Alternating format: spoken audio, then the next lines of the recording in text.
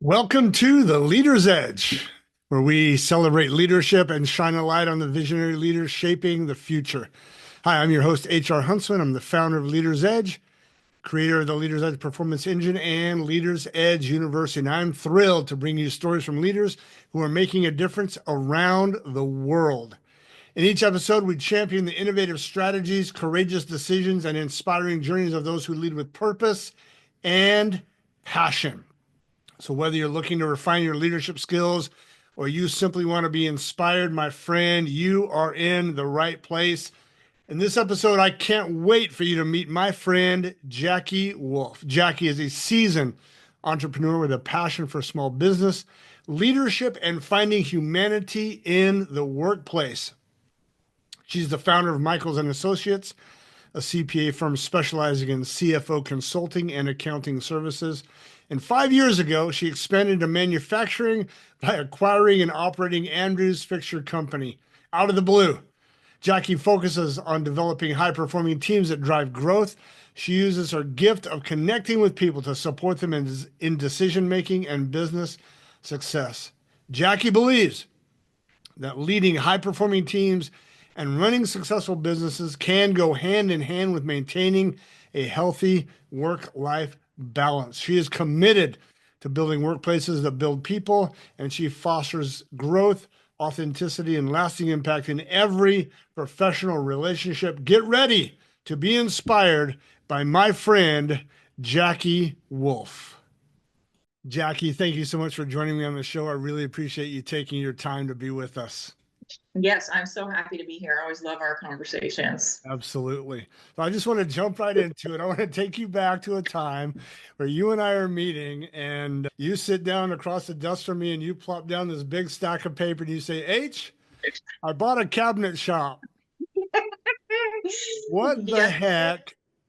What the heck drives? I want to hear about your drive to entrepreneurship. That's just one of the hilarious stories that you and I have together. What drives that? I have always known that I would be a business person. I remember being really little. I have four sisters, and I remember my sisters telling me, Jackie's going to be a businesswoman. And we weren't even old enough to know what that meant. And I just knew that was what it was going to be. And I think entrepreneurship is such an adventure and it's so exciting to me. And I'm always drawn to the challenge and the excitement of it. But business in general has always made more sense to me than most things in my life. More sense sometimes than people and relationships and challenges in general. So business just feels comfortable for me and something that I always want to jump into. And oh my gosh, when we met, I was in just overwhelm and chaos with running the CPA firms. I started Michaels and Associates when my daughter was born, a couple months after she was born, so that I could escape the kind of rat race of public accounting and working long hours. Wanted to spend more time with her, so I started the CPA firm doing accounting, consulting, bookkeeping. And it was just really a difficult thing to find a groove with, figuring out my vision for that. I don't think I could find clarity on where I wanted to take Michaels and Associates. And one of my clients at the time was Andrews Fixture Company. So it was this 100-year-old manufacturing company in Tacoma. And I would go in every week and work with the owner. They had some chaos with their books, and their bookkeeper needed help getting things cleaned up.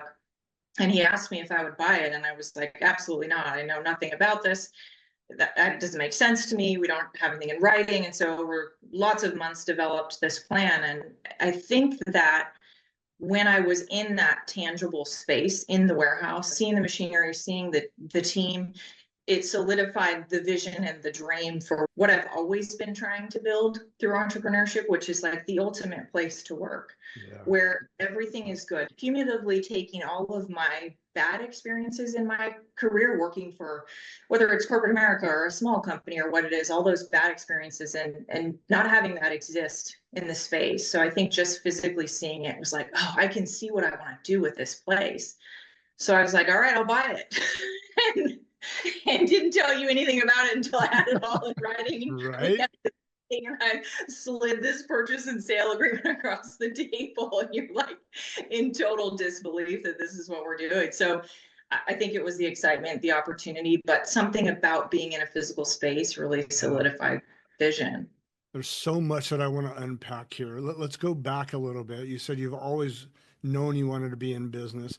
If we were to look at the clues, the breadcrumbs, where would we go back to the little girl who's running a lemonade stand or a paper route? Or what clues would we see that this is seated in your DNA somehow? I don't like when anyone tells me what to do. I can't work for somebody. And I loved it when somebody would tell me no, because I would be like, great, I'm going to do it. Tell me I can't do it. Then I'm going to dig in and do it. So there was that. Yeah, I don't like when anybody tells me what to do. And there's a big part of me that always feels that whatever I want is possible. Okay. Not without sacrifice, not without compromise, not without hard work, pain, heartache, whatever it is, but everything that I want in this life that I'm trying to build and design for myself, I've always felt like is achievable no matter what anybody tells me.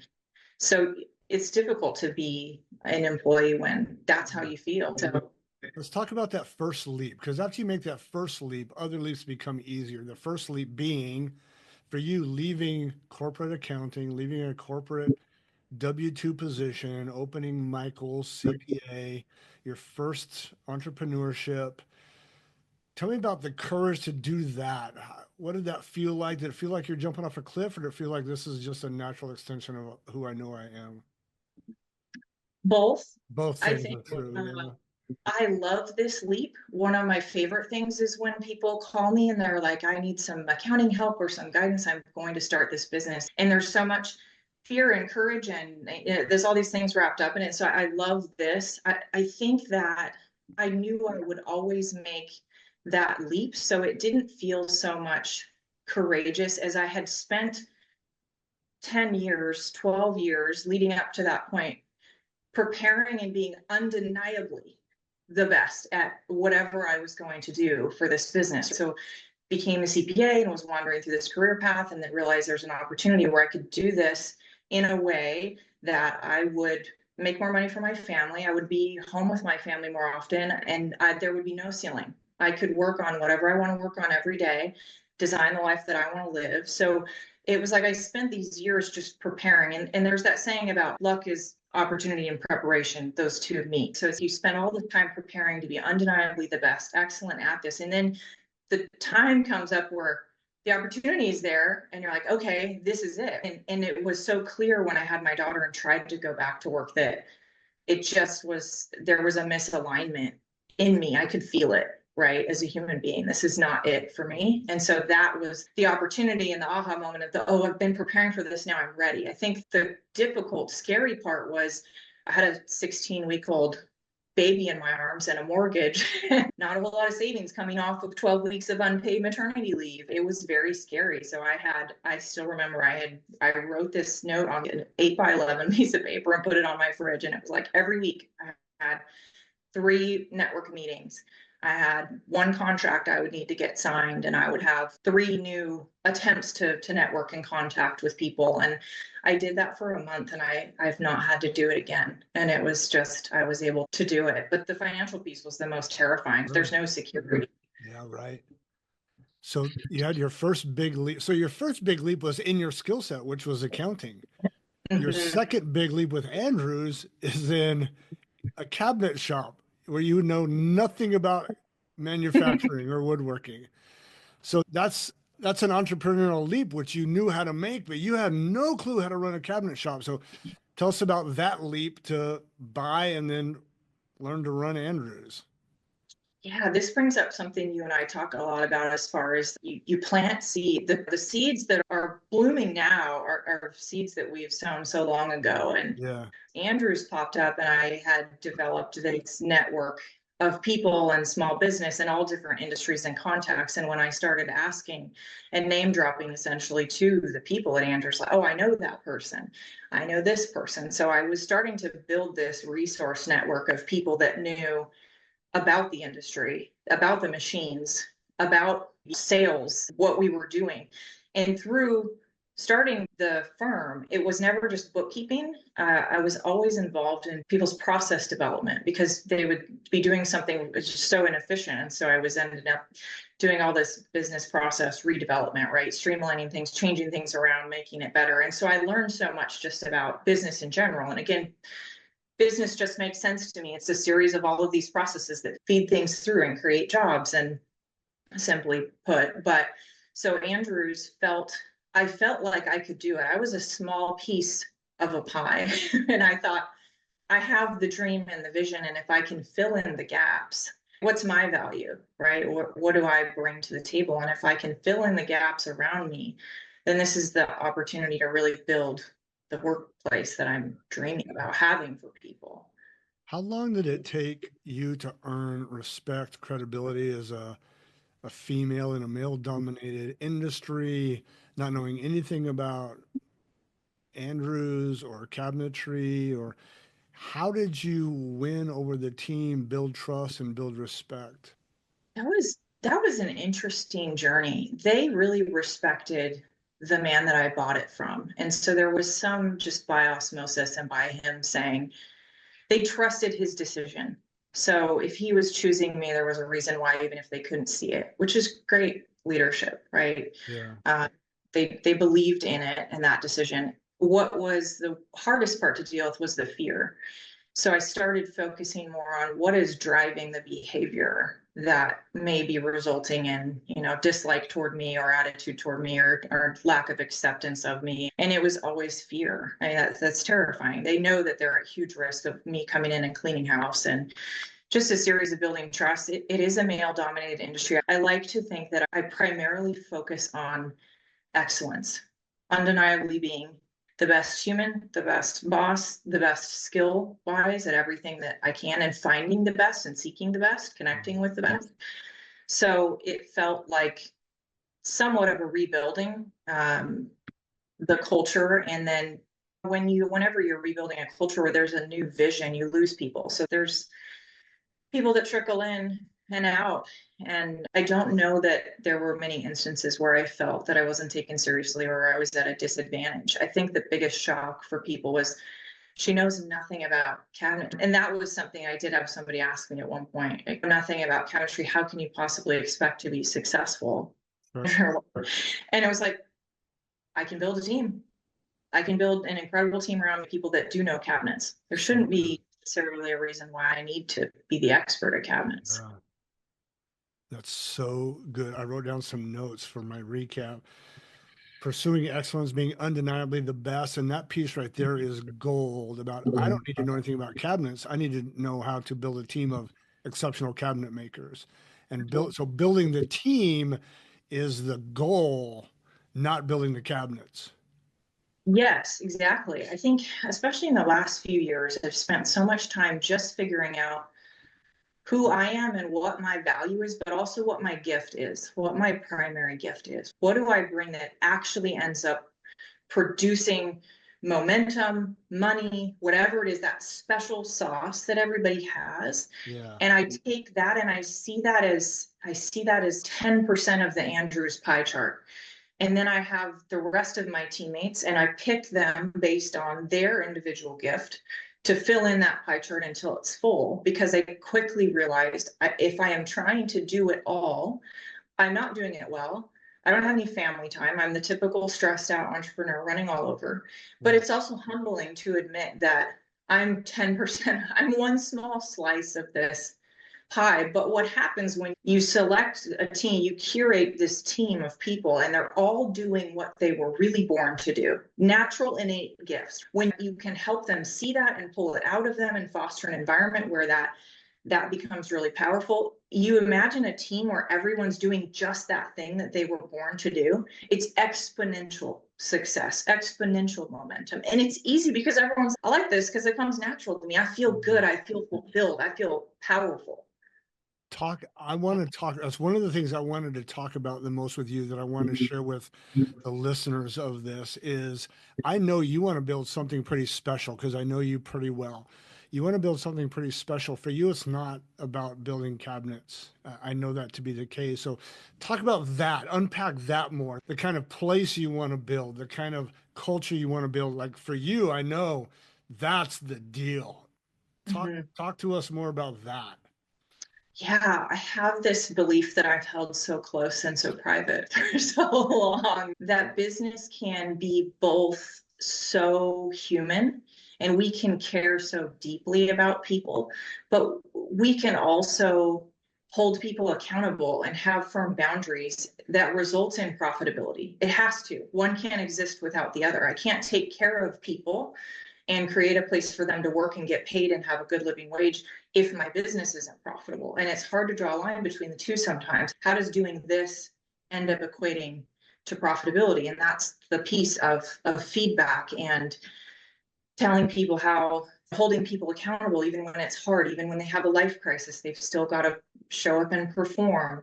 So this dream of a workplace that people actually want to show up at, that doesn't feel like something they go home and complain about, a lot of that is just removing all the barriers of things that we can't say to our boss, that we can't say to our teammates. It's learning how to give feedback. So there's no barriers to movement, lateral, forward, whatever that movement is, and things get accomplished so much more quickly. We can honestly have conversations about what's working and what's not and fix it, which results in profitability.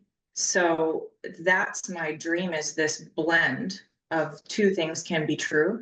We can care really deeply for people. I can see you as a person first. So when we have difficult conversations with our teammates, so per se performance is lacking and we're having a conversation, it always first is the depth of what's happening with you personally, what's personally going on in your life. And maybe you don't have to give me details, but the emotions always come up. And if we're not tending to the emotions, then they backfire and they result in the performance issues. So a lot of times there's this unpacking of, I've got all these things going on and there's this aloneness and they're not sharing it with anyone. So we go through that and then we move over to the performance indicators, and it's the reality is that you're struggling. So here's what we're going to do.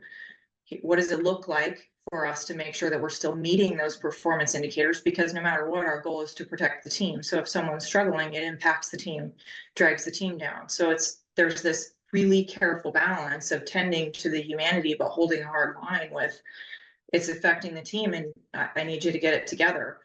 This is what we're going to do to support you, but you're protecting the business, which is how we all have jobs. This is amazing. So the way I wrote it down in my notes, building a place that honors humanity and accountability at the same time. What do you do with the person who's listening to this and says, oh, that touchy-feely crap, these millennials, these Gen Zers, man, back in my generation, I'd run through a wall and breathe fire and blah, I don't need all this crap to perform. Just you pay them a paycheck, lady. Come on. Well, Yeah. they should just do it for the paycheck. How do you respond to that as you're building this place of meaning and purpose and humanity and accountability? How do you respond to that? Yeah, I hear that a lot. And to me, and sometimes I experience that. You and I have had meetings where can people just do their jobs? And that's always a symptom of a problem. When I feel that in myself, I'm not taking care of me. I'm not figuring out where I'm not setting boundaries. I have resentment. It comes up as resentment. But the bigger question is why not? Why aren't we? It doesn't take any more time or energy to tend to those emotions. It's wrapped into whatever we're doing. You can't carve out humanity from business. And I think that's what I feel so strongly about in the last handful of years. A lot on the CPA firm side, what we bring that's so special to our clients is the connection. It's never just about your numbers. I know my clients so intimately that I know that their grandma is sick, that their child is ill, that they're needing to pull money out for fertility treatments, that I'm the first person they called when they found out some money went somewhere it shouldn't have gone, or they didn't know what to do. You're the first person I called, I didn't know who to call. We have this relationship that's so much more than just a bookkeeper. And it's because I care. I really do. I give a crap about my clients, but I ask them what's going on with you personally, because I see a direct correlation between what you're wrestling with personally and the decisions that you're making in your business. When I see you continuing to make these decisions and I tread lightly with it till I have a solid, comfortable relationship with that client, then I say, what's happening personally that's driving this decision? Because we know that it's not serving your business. Why do you continue to make that? And it's the same with work. How can we possibly pretend that our personal life doesn't impact how we're performing at work? Sure. So it has to change. We can't do one or the other. they're in combination. I love how you said we can't continue to carve out humanity from business. I love how you said that. How do you protect yourself as you're caring for these people and getting emotionally involved and asking them about their parents or sickness or whatever? How do you not get overwhelmed emotionally by carrying all their stuff? Because that's what a lot of that other generation would say. They would say, you don't have time for that. And that's really just armor. They're really just Mhm. trying to protect. So, how do you do that without getting bogged down emotionally yourself? I see, I choose to see everyone as really capable. I don't allow myself or the people I work with to be victims in anything in their life. And I think when you finish a difficult conversation with someone you really care about deeply and they're struggling, it is painful. You feel that emotion. But I tell myself at the end of that conversation, this person is fully capable of overcoming this and will. And the fact that they've shared it with me means that they will. Nobody's alone. We're getting through things together. They have some feedback and a different perspective. So I choose to see them as capable, and that feels like a healthy boundary for me. I don't ever feel like I have to fix it. I know what my role is. My role is to make sure the numbers are good. This is my job. I'll ask, is there anything I can do to support on the accounting side? But they're capable. Okay. I've seen them get through things. They'll get through this too. Someone listening to this may be thinking, this lady has it all together. She's amazing, which you are. But this has been a climb for you. Mm-hmm. There's lots of peaks, but there's been some valleys here as well. And Mm-hmm. you fought through some stuff. As much as you care to share, tell us about the fights, the challenges that you had to come to where you are. Yes, I have fought depression, severe depression, mental health challenges, and that along with dysfunctional relationships, divorce when my daughter was 3, difficulties in identifying my own poor choices and behaviors in life and in business. And we talked briefly about overcoming adversity, and I had this thought about I don't feel that I qualify as someone who you would say has overcome adversity, because I think I see all of the roadblocks or obstacles in my life. Yeah, I don't see them as impossible or something I can't do. I'm never the victim in that, even at the depths of depression and mental health challenges. I feel that through and with other people, we can move through those. And that was really the gift of you when we met. I still remember you saying that this isn't it for you. And that was just at the depths of being in that ditch of despair and depression, and learning that we have to build a network of people around us, a community of people around us. And executive coaching is a huge part of that, personally and professionally. Moving around over through roadblocks, but I've never been standing at the bottom of a mountain of obstacles and thought, this is too much for me. I think there were maybe moments of that clinically needed to be tended to, right? And seeking help for that and finding ways to get through that, to get to a healthy place. But having other people around you, I just saw it differently. I can get through it. I can endure. Nice. How old's Princess Lily now? 10, she'll be 11 in July. So I met you when she was really small. I call her Princess Lily. Lily is Jackie's daughter. What do you want? What do you want? It's a legacy question. What do you want Lily to say about mommy? Legacy. And hold on, let me even. I'll use Lily as a avatar because I know you want to impact other young women, especially in business. What do you want Lily and all the Lilies of the world to look up and say this about mommy or Jackie or your impact or the legacy or the impact you have on young women? I would love for my daughter to also believe that she can design and achieve any type of life that she wants to live. And when I look at my life and I wake up and I think I literally dreamt about living this life that I live. And specifically, the best part about it is I get to do what I want to do every day. I never gave up on the idea of I can design this life that I want to live. I can work even part-time and run two businesses. I can take the summer off and be with my daughter every day. I can work from home. I can build a business with my husband and have our family together all of the time. I have this, everything I do every day, I choose to do and I love to do. And that's because there's this funny quote that my husband always references. If you do what you got to do when you got to do it, you can do what you want to do when you want to do it. And so two-part, That's I good. want people to never give up on the dream life, but you're going to need help in designing it, right? You're going to need other people to help you figure out what that looks like, ideas and innovation and living differently. But also, I put in the time and the work to get here. I gave up a lot of things. I compromised, I sacrificed, I endured. I probably lost maybe a couple years off my life with getting that done early, so that now I get to enjoy it. Yeah. I Let's think let's that would be. let's talk about some of the work that you've done. Tell me about some of your habits. So someone listening to you, you just have an incredible life. You've built it yourself from the ground up.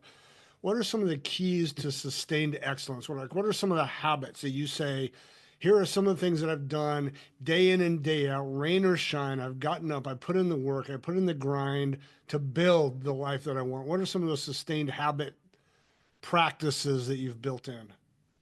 That's such a tricky thing. Motivation waxes and wanes, right? So I think part of the hack of it is figuring out how to reignite that motivation and focus. I have always been really disciplined. I don't know if that is nature versus nurture.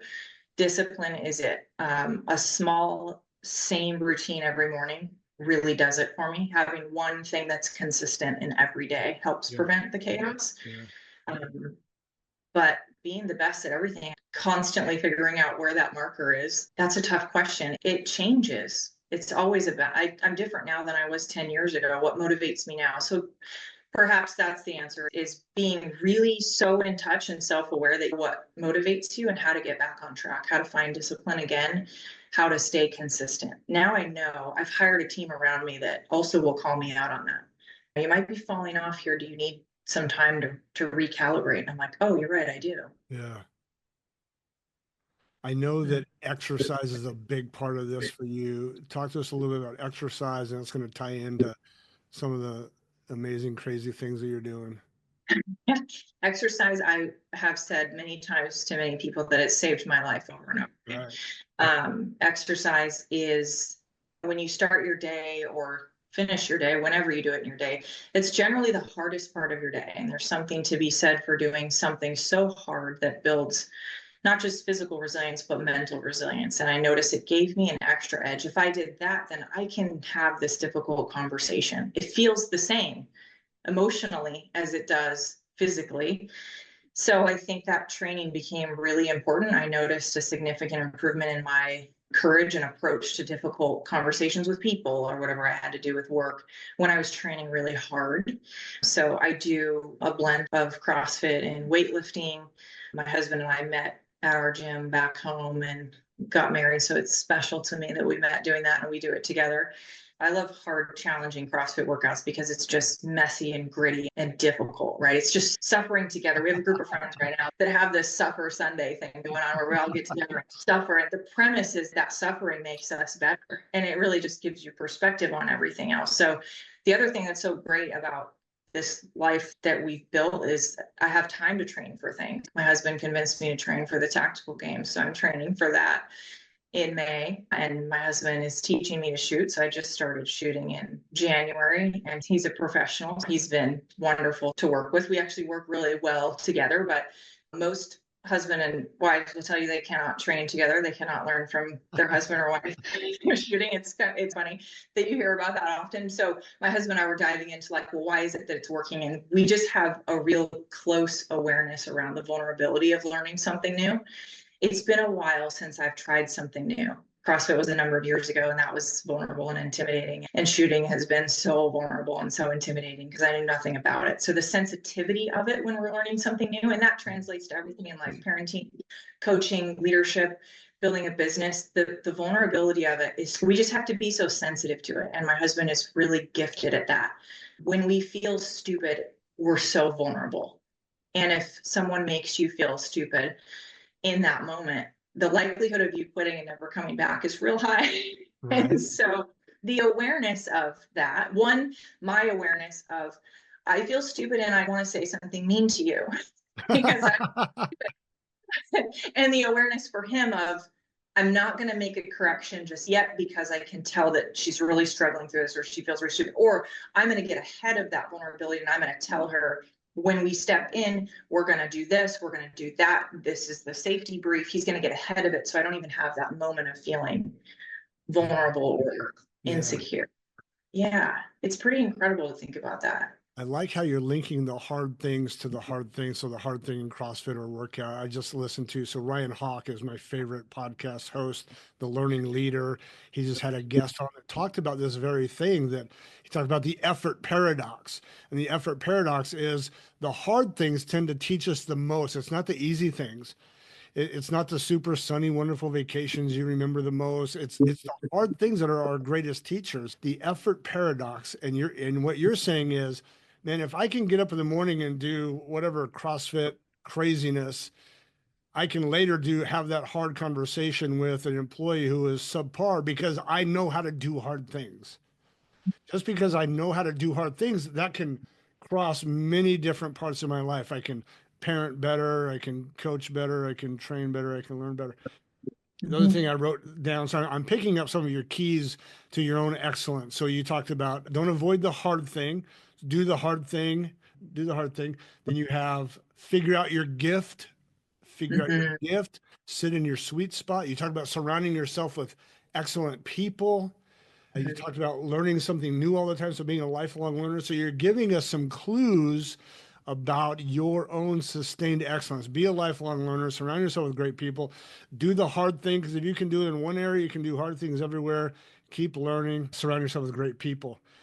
Let's close with this, Jacki. You're an amazing, I respect you. You inspire me.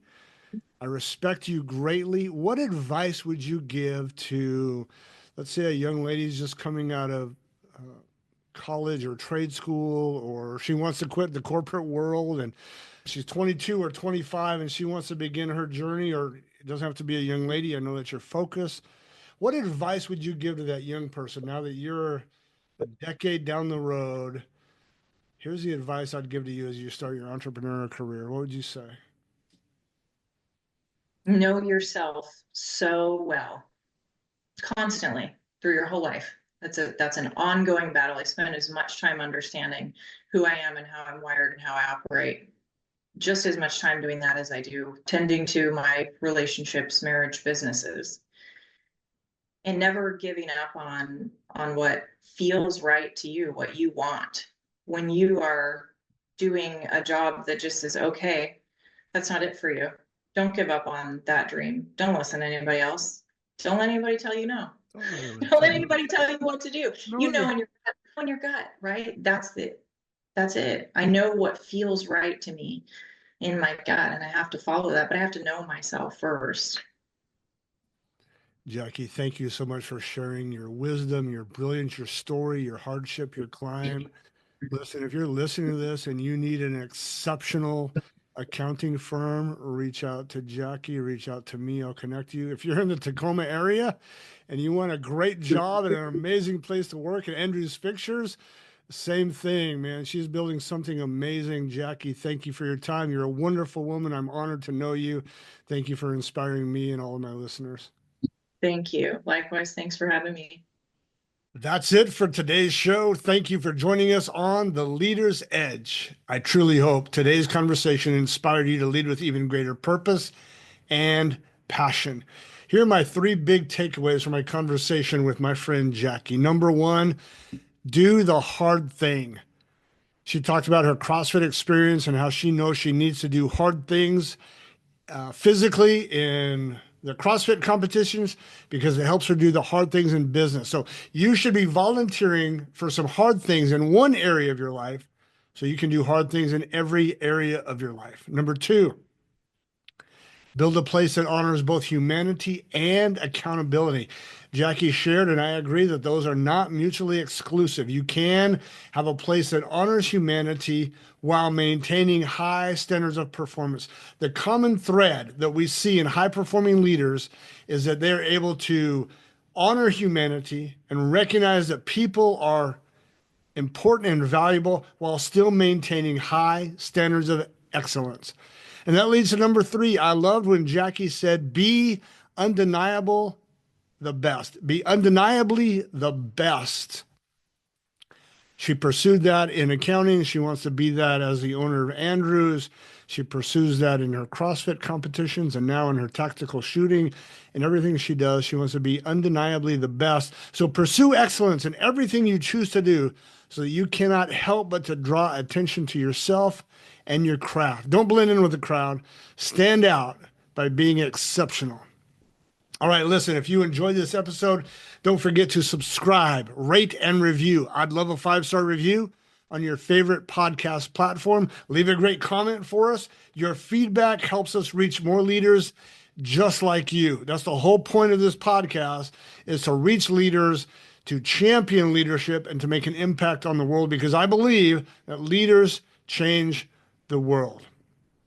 Stay connected with us on social media for behind-the-scenes content, leadership insights, and updates on future episodes. Don't forget to check us out at yourleadersedge.com and follow us at Leaders Edge Podcast on all major platforms. Until next time, keep pushing boundaries, keep leading at the edge.